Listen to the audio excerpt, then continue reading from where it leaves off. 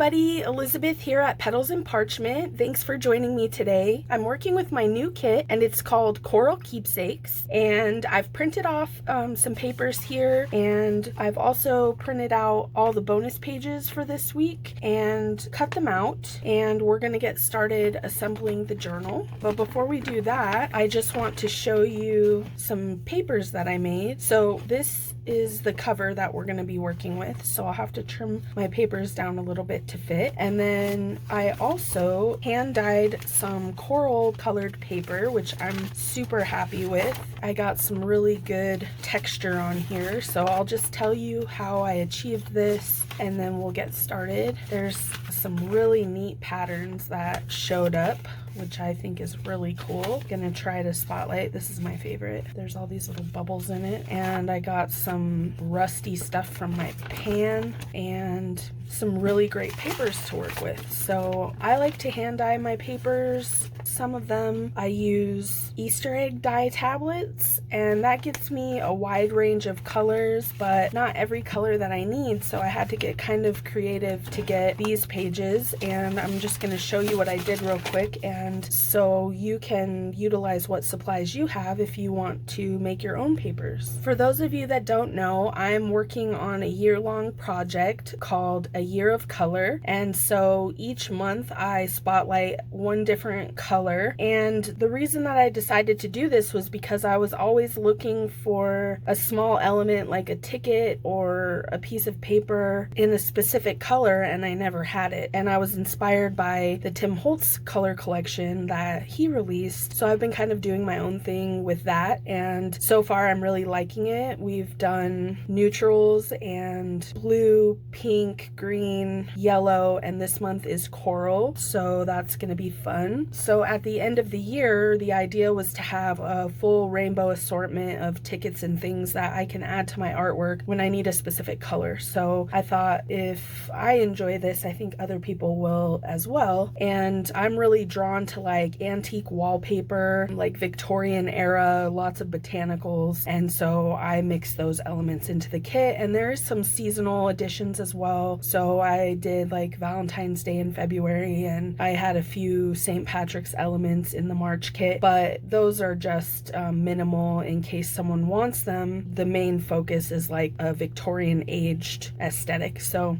that's what I'm doing, and it's been really fun so far. And so this is the pan that I dye all my paper in. It's 13 by 9, so I can save you the heartache of having to find a piece of paper in the thrift store and carry it around and look for the right size pan. So yeah, this fits a piece of paper really well, and then I just do all my dyeing in this, and then I just leave them stacked on top of each other, and they dry usually within a day or two, and I get all these yummy papers.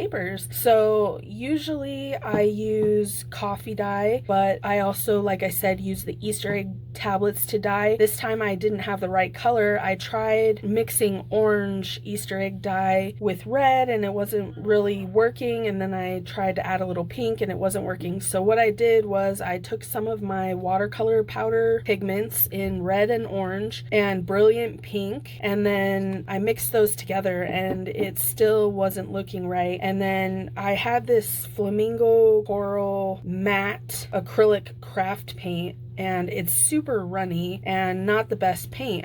I like the color, but I don't really like this paint very much. When I added this to my water solution with the watercolor powders, I finally got the color that I was looking for, and so that's what I did. So I would encourage you to just use the supplies that you have. You can mix different mediums, and I've used just paint and water before in a spray bottle to get the colors that I want, but I found this diluted mix of watercolor powders and paint to give me a really great result this time. So I would encourage you to play around with your supplies and see what you can come up with if you're joining this coral adventure. Okay, so I went ahead and cut down all my pages to fit the cover of the book, and I cut down some strips from the dyed papers, and I'm going to go ahead and cut this in half right on the line here. If you want to, you can just staple it and you'll have a really simple journal. You can do the 3-hole pamphlet stitch. If you did that, I would only put maybe 5 or 6 papers inside, because when you put all the ephemera in it and so forth, it will be a little thicker. So you don't probably want it to be like a super gator mouth. But this method that I'm about to show you will solve the problem of if you want to put a lot of stuff in your journal. So I've cut these pages in half, and you can also watch Sophie on Sophie's Crafty Corner. She did an amazing journal where she just made the spine a little wider, so you can watch her do that. So what I'm going to do, I've taken all these pages and I've folded them in half and stacked them on top of one another, and I'm just going to begin attaching them to the cover and each other with strips of paper. And I really love these colorful strips. I think it will add a lot to the journal. So what I'll do is I'll start off by folding it in half,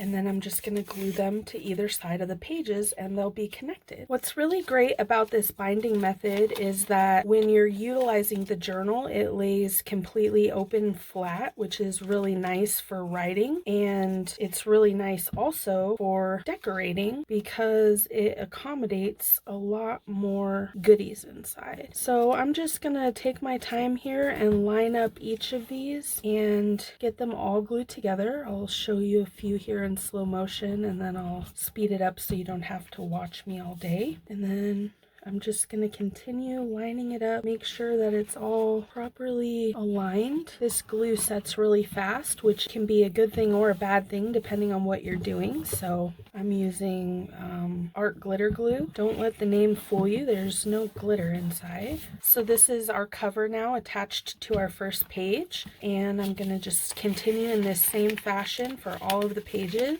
folding the strip in half, gluing it to either side. And I'm going to make sure to pick the really cool looking sides and decide which side I want facing up and so forth.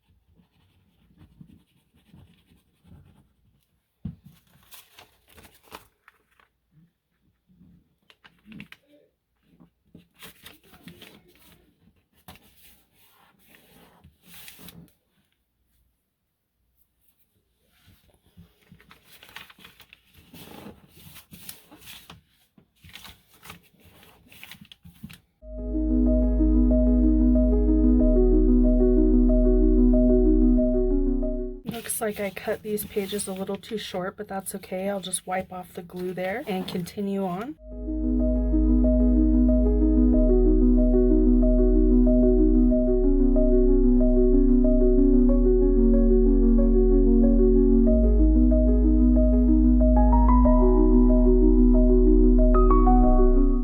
I think I'm just going to trim these here.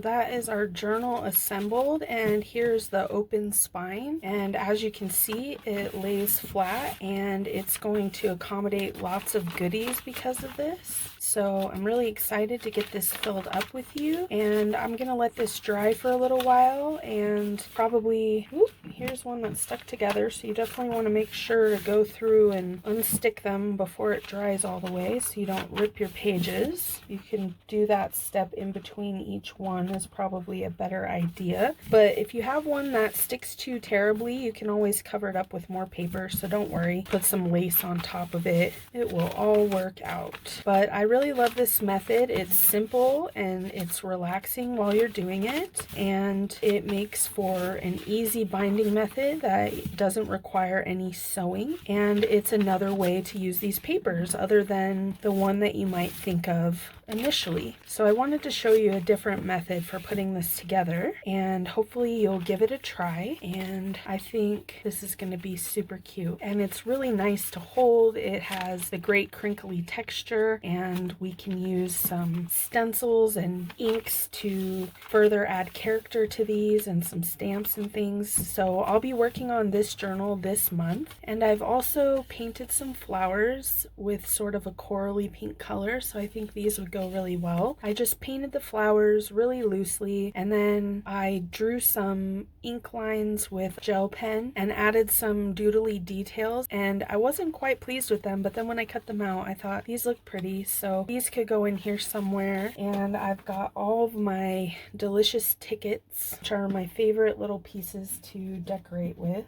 I've got some flowers, and I've made sure to include some numbers this time. Thank you to Danita, my new design team member, for suggesting that we put numbers in the kits and not just sentiments, because I forgot about numbers and they're so fun and neat to look at. So I'm really excited to incorporate some of those. And what I'm going to do now is probably add some pockets to the front. There's so many different pockets in this kit to choose from. It's got 4 spots here, here, here, and back here. So that's one pocket that you can do. Then there's also these pockets. You can just do one at a time. You can do 3. You can do all 4 stacked together. Look very lovely. Then we've got this double pocket. So it's kind of hard to make out where to score on these, but if you turn it over, you can see where it ends a little easier, and then you just score like so.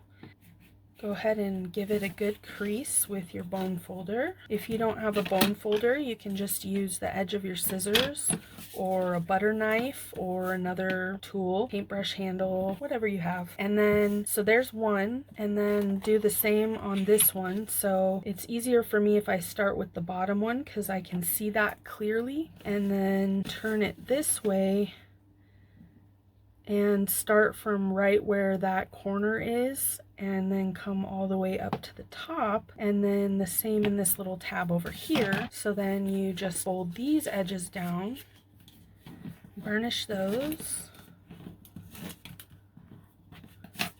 and then you can glue these pockets on top of one another like so. So there's another pocket.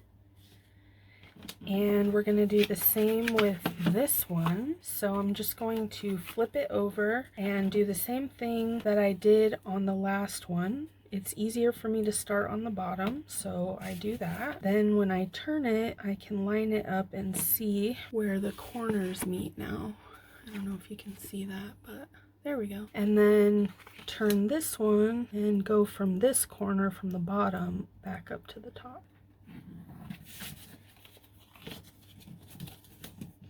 I love pockets. More pockets to put pretty little things in. And then this can go on the front of this card like so. So that's really fun. And then this one has a guide. So you just follow it's like already inked for you kind of. Follow the lines. And don't push so hard that you rip your paper. So then we're just gonna burnish these. And I did double side this one because you can see a little bit of the inside from the front. So if there's something that's going to show through like it does here in the front, then I will usually back it, even if the rest of the things on the sheet don't need backing. But in this particular instance, it did. So it's also helpful if you like a pattern, but it's too dark to journal on and you want to use it as a backing sheet, then you print it in draft instead of like a high quality print. Print draft or standard, and it lightens the amount of ink. So I like to use my draft setting to get a lighter print on the back of things so that you can easily journal but still get that fun print.